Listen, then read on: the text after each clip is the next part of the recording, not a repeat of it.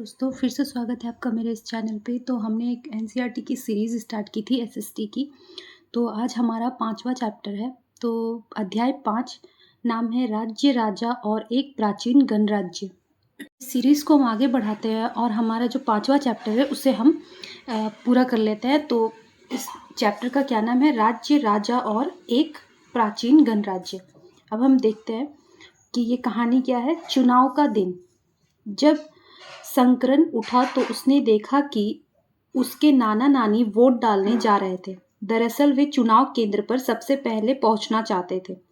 संकरन जानना चाहता था कि आखिर वे इतने उत्साहित क्यों थे।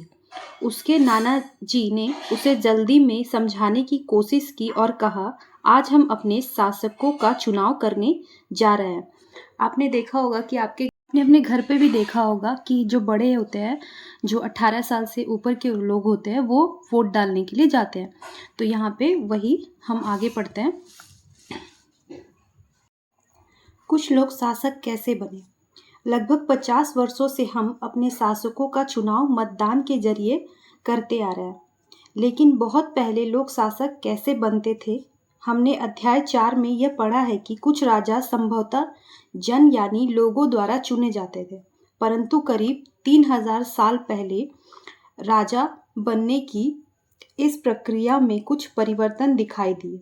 तो इसमें क्या कह रहा है कि लगभग 50 वर्षों से हम शासकों का चुनाव करते हैं। किसके जरिए? मतदान के जरिए, यानी कि वोट के जरिए। लेकिन बहुत पहले लोग शासक कैसे बने, इसके बारे में हम पढ़ते हैं। हमने अध्याय 4 में यह पढ़ा है कि राजा संभवतः जन यानी लोगों द्वारा चुने जाते थे, परंतु करीब 3000 साल पहले ऐसा नहीं था। इसमें बहुत परिवर्तन आया। कुछ लोग बड़े बड़े यज्ञों को आयोजित कर राजा के रूप में प्रतिष्ठित हो गए। मतलब कि वो बड़े बड़े यज्ञ करते थे और अपने आप को राजा के सिंहासन में खुद को प्रतिष्ठित कर लेते थे। आगे देखते हैं। अश्वमेध यज्ञ एक ऐसा ही आयोजन था जिसमें एक घोड़े को राजा के लोगों की देखरेख में स्वतंत्र विचरण के लिए छोड़ दिया जाता था। स्वतंत्र विचरण मतलब उसे ऐसे ही छोड़ दिया जाता था घूमने के लिए। इस घोड़े को किसी दूसरे राजा ने रोका तो उसे वहां अश्वमेध यज्ञ करने वाले राजा से लड़ाई करनी पड़ती थी। यानी कि अगर कोई दूसरे जगह के राजा ने उस घोड़े को अगर रोका तो जिसका ये घोड़ा है उसके साथ उसे लड़ाई करनी पड़ती थी। अगर उन्होंने घोड़े को जाने दिया तो इसका मतलब यह होता है कि अश्वमेध यज्ञ करने वाला राजा उससे ज्यादा शक्तिशाली है। यानी कि अगर इस घोड़े को अगर वो दूसरा राजा अगर छोड़ देता है तो इससे यह साबित होता था कि जिसका ये घोड़ा था, जो अश्वमेध यज्ञ वाला जो राजा था, वह इस राजा से काफी शक्तिशाली था। इसीलिए वो डर कर उसे छोड़ देता था।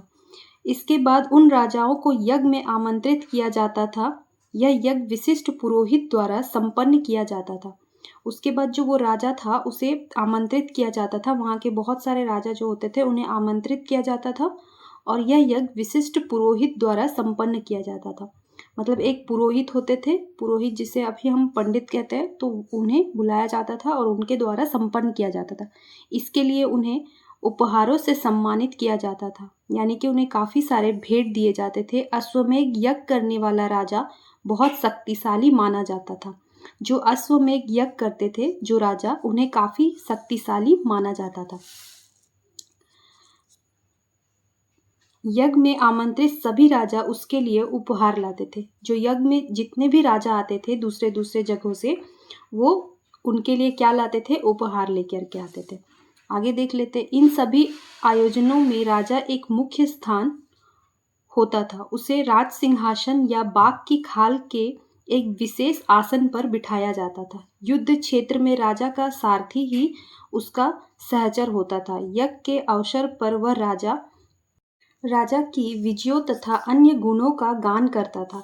राजा के सगे संबंधी, खासकर उनकी रानियों तथा पुत्रों को भी कई छोटे छोटे अनुष्ठान करने होते थे। जो उनकी रानियां होती थी और उनके जो पुत्र होते थे उन्हें भी छोटे छोटे अनुष्ठान करने होते थे। अन्य सारे आमंत्रित राजाओं का काम सिर्फ बैठकर यज्ञ की पूरी प्रक्रिया को देखना भर था। जितने भी राजा आते थे अलग अलग राज्य से, वो सिर्फ क्या करते थे, आकर उस यज्ञ की जो भी प्रक्रिया है उसे वो देखते थे। राजा के ऊपर पुरोहित पवित्र जल से छिड़काव के साथ साथ अन्य कई अनुष्ठान करता था। विष अथवा वैश्य जैसे सामान्य लोग उपहार लाते थे। पुरोहितों ने लोगों को 4 वर्गों में विभाजित किया। किसने किया था? पुरोहितों ने। उन्हें वर्ण कहते हैं। इनके अनुसार प्रत्येक वर्ण के अलग अलग कार्य निर्धारित थे, यानी कि जितने भी वर्ण थे उनके कार्य अलग अलग निर्धारित थे। पहला वर्ण ब्राह्मणों का था। उनका काम वेदों का अध्ययन, अध्यापन और यज्ञ करना था। क्या काम था ब्राह्मणों का?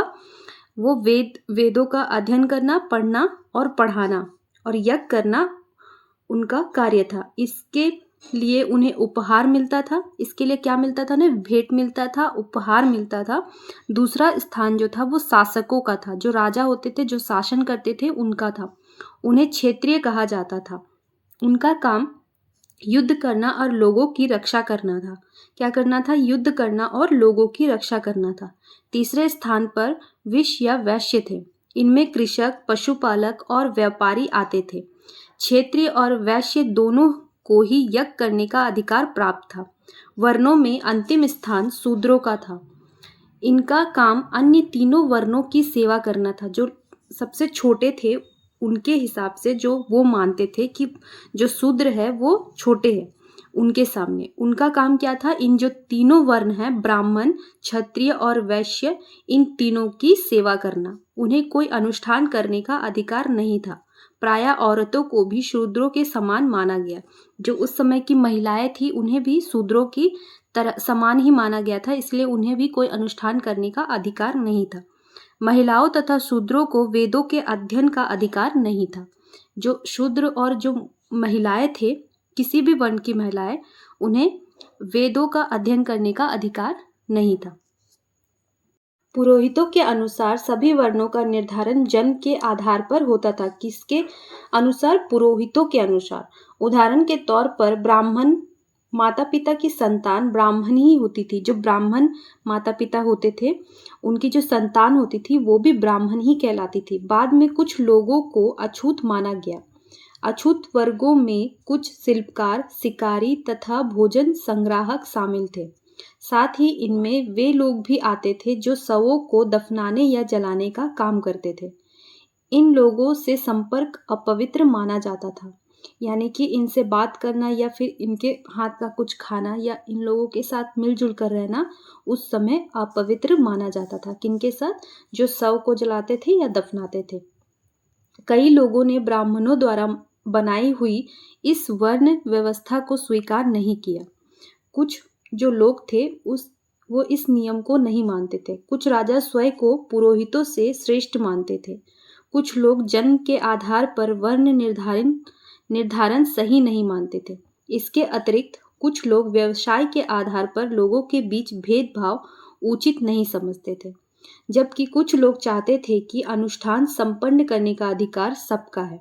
कई लोगों ने छुआछूत की आलोचना की। इस उपमहाद्वीप के पूर्वोत्तर क्षेत्र जैसे कई इलाकों में सामाजिक आर्थिक असमानता बहुत कम थी। यहाँ पुरोहितों का प्रभाव भी बहुत सीमित था। जनपद। महायज्ञों को करने वाले राजा अब जन के राजा ना होकर जनपदों के राजा माने जाने लगे। जनपद का शाब्दिक अर्थ जन के बसने की जगह होता है। जनपद का शाब्दिक अर्थ क्या होता है? जहाँ पे जन बसते हैं। जन मतलब मनुष्य बसते हैं। कुछ महत्वपूर्ण जनपद मानचित्र 4 पृष्ठ 49 में दिखाए गए हैं। पुरातात्विदों ने इन जनपदों की कई बस्तियों की खुदाई की है।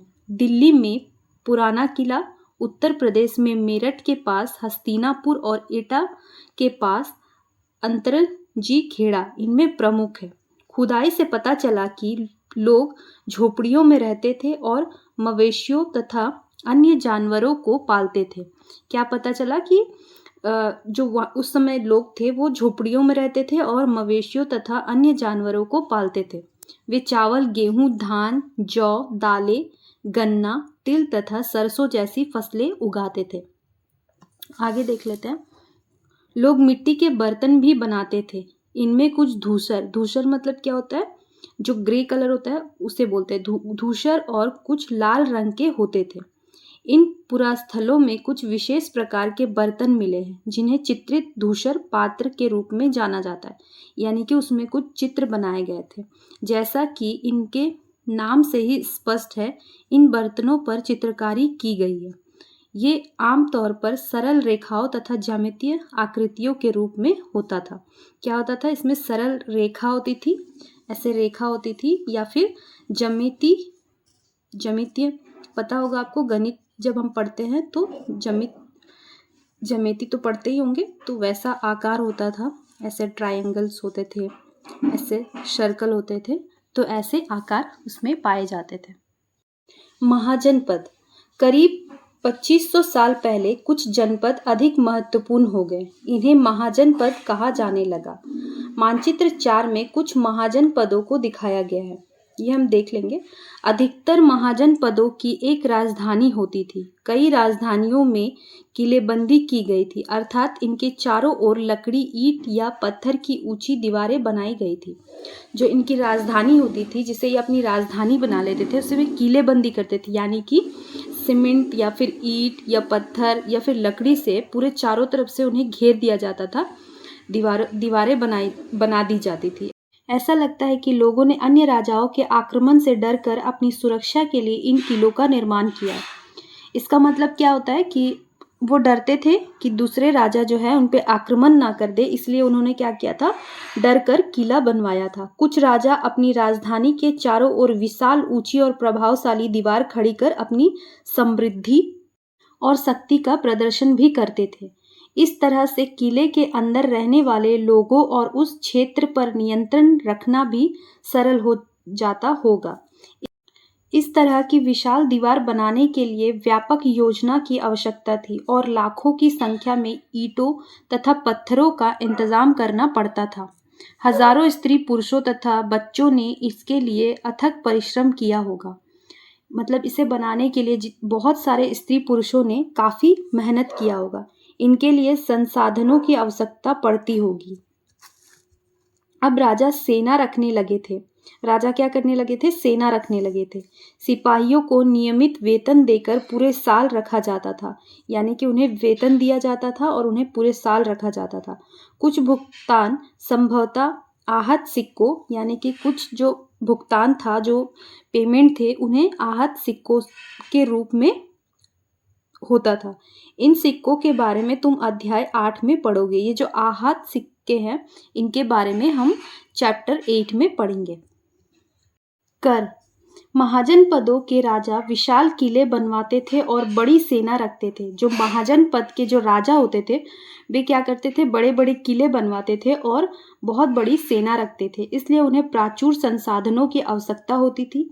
इसके लिए उन्हें कर्मचारियों की भी आवश्यकता होती थी। अतः महाजनपदों के राजा लोगों द्वारा समय समय पर लाए गए उपहारों पर निर्भर न रहकर अब नियमित रूप से कर वसूलने लगे थे। अब यानी कि उनका अत्याचार अब शुरू हो गया था। वो क्या करने लगे थे? कर यानी कि टैक्स वसूलने लगे थे।